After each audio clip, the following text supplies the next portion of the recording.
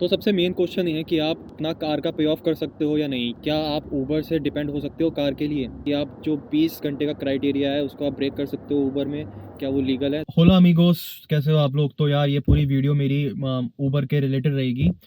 इस पूरी वीडियो में मैं आपको एक एक चीज़ बताऊंगा, जितनी भी ऊबर की डेप्थ है कि ऊबर क्या है, ऊबर से पैसा बन सकता है, आप ऊबर से कार अफोर्ड कर सकते हो, ऊबर में क्या क्या रिक्वायरमेंट है, कार की रिक्वायरमेंट, आपके वर्क परमिट की रिक्वायरमेंट, और जितनी भी चीज़ें हैं ऊबर की, सारी मैं इस वीडियो में कवर करने की कोशिश करूंगा। फिर मैंने अब कार अपनी पार्किंग पे लगा दी है और मैं पूरा वीडियो यहीं पे ट्राई करूँगा कि जितना हो सके बता दूंगा, क्योंकि मैंने अपना ऊबर अभी चालू किया हुआ है।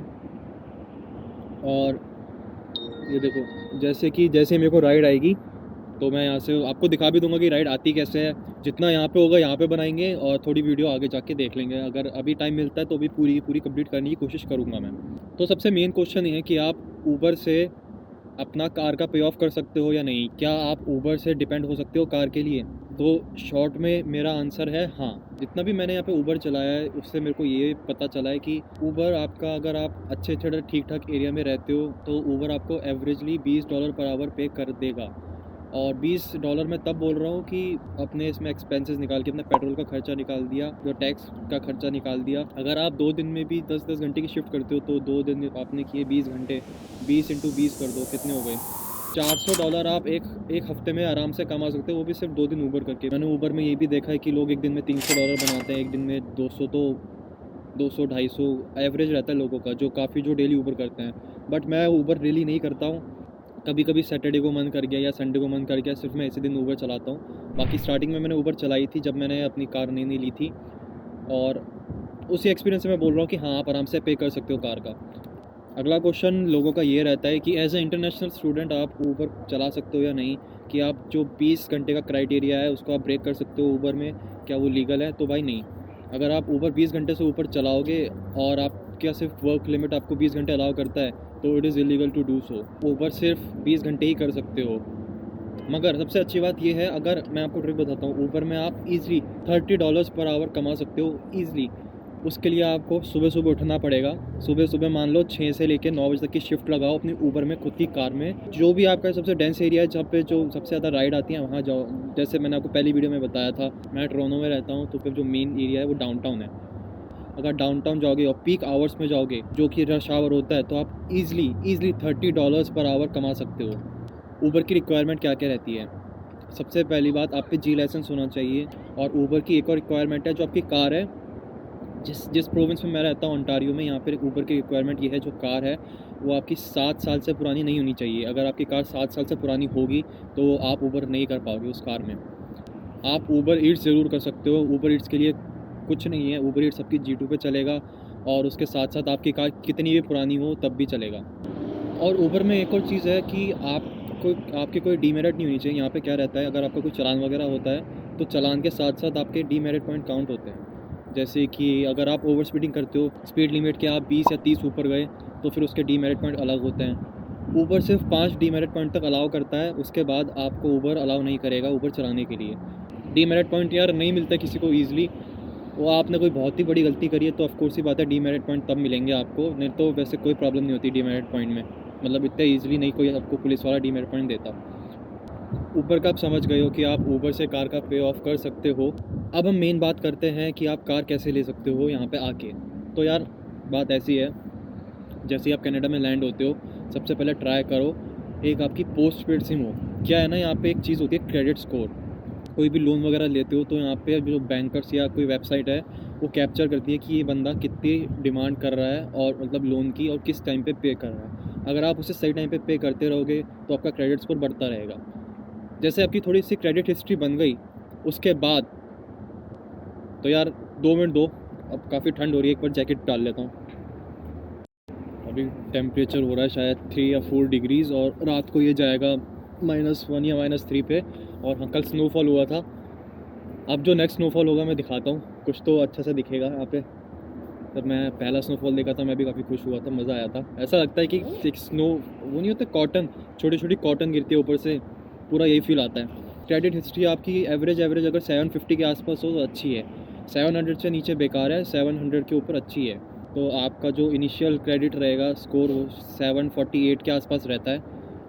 तो अगर आप उसको नहीं बिगाड़ोगे, अगर आप अपने लोन वगैरह टाइम पे दोगे और जितनी भी आपने क्रेडिट कार्ड के पेमेंट टाइम पे दोगे, तो आपका क्रेडिट उसको नीचे नहीं जाएगा, उतना ही मेंटेन रहेगा या फिर बढ़ता रहेगा। इसकी जैसे मैंने बोला कि उसको मेंटेन करना ईजी है, मगर एक बार बिगड़ जाता है तो प्रॉब्लम आती है आपकी हिस्ट्री में, क्रेडिट हिस्ट्री में, क्योंकि क्रेडिट हिस्ट्री जो रहती है आपके 7 साल तक रिकॉर्ड पे रहती है। और अगर आप कहीं पे लोन लेने जाते हो, जैसे कार के लिए भी लोन लोगे, तो आपको क्रेडिट हिस्ट्री चेक करेंगे।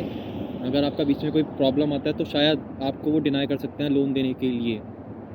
But most of the cases जुगाड़ हर चीज़ के होते हैं, यहाँ पे भी निकल जाते हैं। तो हाँ, आप यहाँ पे लैंड हो गए, आपने अपनी क्रेडिट हिस्ट्री बना ली है। अब क्रेडिट हिस्ट्री के बाद, क्रेडिट हिस्ट्री के हो गए 3-4 महीने हो गए, आपका मेंटेन चल रहा है 740 या 750 के आसपास, 700 के ऊपर ही रखना ट्राई करो। अब आप कार लेने गए हो तो कार लेने वाले आपसे चेक करेंगे कि हम आपका क्रेडिट पुल कर सकते हैं या नहीं। तो यार सबसे जो मेन गलती हो गई थी मेरे से वो ये हुआ था, मेरे को नहीं पता था कि जो क्रेडिट पुल होता है, तो उस चीज़ से क्या होता है, आपके क्रेडिट स्कोर 10 या 20 कम हो जाते हैं हर बार। आपने जितनी बार भी अपना क्रेडिट पुल करवाया किसी कंपनी से, उन्होंने चाहे चेक किया, तो आपका उससे क्रेडिट स्कोर कम होगा। तो भाई मेरा क्रेडिट स्कोर 780 था, मेरा 780 से सीधा 730 हो गया था। तो उस टाइम मैं समझा था, किसी ने मेरे को बताया कि अगर आप बार बार अपना क्रेडिट पुल कराओगे तो ये प्रॉब्लम होती है। उसके बाद मैंने अपना क्रेडिट पुल नहीं करवाया, क्योंकि मेरे को कोई ज़रूरत भी नहीं पड़ी, टचवुड। और मेरे को ये चीज़ समझ में आ गई कि क्रेडिट पुल आपकी अच्छी चीज़ नहीं होती है। अब आपका क्रेडिट स्कोर अच्छा है, कंपनी वाले ने आपका क्रेडिट स्कोर देख लिया है, वो आपको अगर आपका क्रेडिट स्कोर 700 के ऊपर है तो आपको लोन आराम से मिल जाएगा।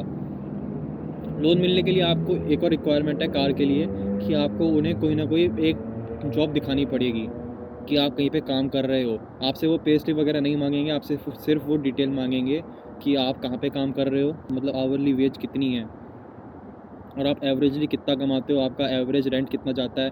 सिर्फ ये चीज़ें मांगेंगे आपसे, और कोई इसका कोई पेपर वगैरह डॉक्यूमेंट कुछ नहीं मांगेंगे, सिर्फ आपसे लिखवाएंगे, पूछेंगे आपसे।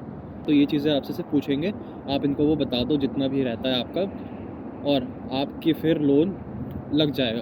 अपनी कार बुक करो, कार बुक करने के लिए $250 दो, $250 से एक पैसा ऊपर मत दो उन लोगों को, क्योंकि बाई चांस कभी कभी ऐसा होता है आपको कार कैंसिल करनी पड़ती है, तो वो पैसा रिटर्न करने में काफ़ी प्रॉब्लम करते हैं। कोई लोग करते हैं।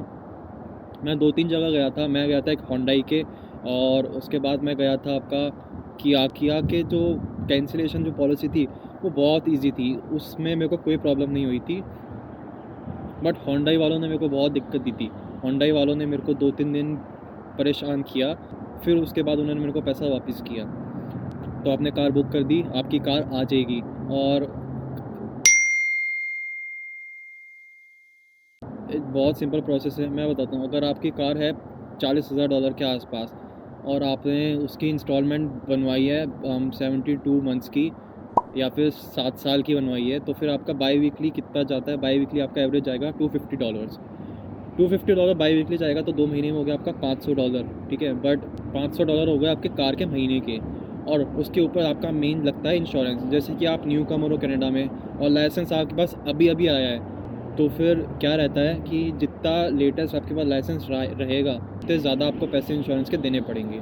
जैसे आपके पास लाइसेंस 3-4 महीने पहले आया जी, और आपने इंश्योरेंस के कोड पता लगाया, तो भाई इंश्योरेंस काफ़ी महंगा पड़ेगा। जो न्यू कमर्स होते हैं, जो newcomers as a licence, जिनके पास नया लाइसेंस मिला होता है जी का, उनको इंश्योरेंस थोड़ा ज़्यादा ही पे करना पड़ता है। बट हाँ, धीरे वो कम हो जाता है। तब भी एवरेज मैं बताऊँ तो आपका जाएगा शायद 350 या 400 के आसपास आपका इंश्योरेंस का जाएगा, 500 जाएगा आपका कार का। तो आपके मोटा खर्चा कार का $1000 आता है, उससे ऊपर नहीं आता है कार का आपका कोई खर्चा। और जितना आप गैस यूज़ करोगे, गैस तो आप खुद ही डलाओगे, ऑफ कोर्स सी बात है, वो आप उसमें काउंट तो करोगे नहीं। तो आपने 5 दिन, एक महीने में आपने 10 दिन गाड़ी चलाई ऊबर से, और आपने एवरेजली एक दिन के निकाले $150। तो 150 इंटू 10 कर दो, तो $1500 आपके ऐसे बन गए। अगर आप ऊबर 10 दिन भी ढंग से चलाओगे ना, तो आप अपना कार का आराम से पे ऑफ कर सकते हो। उसमें कार का पे ऑफ कर दोगे आप, कार की गैस का पे ऑफ कर दोगे। तो बस यार यही मेन चीज़ें थी कि, तो यार मेरे को राइड आ गई है। देखो राइड कुछ ऐसी रहती है। अब मैं जल्दी से जाता हूँ अपना कार पे, क्योंकि मैं तो बाहर आ गया था।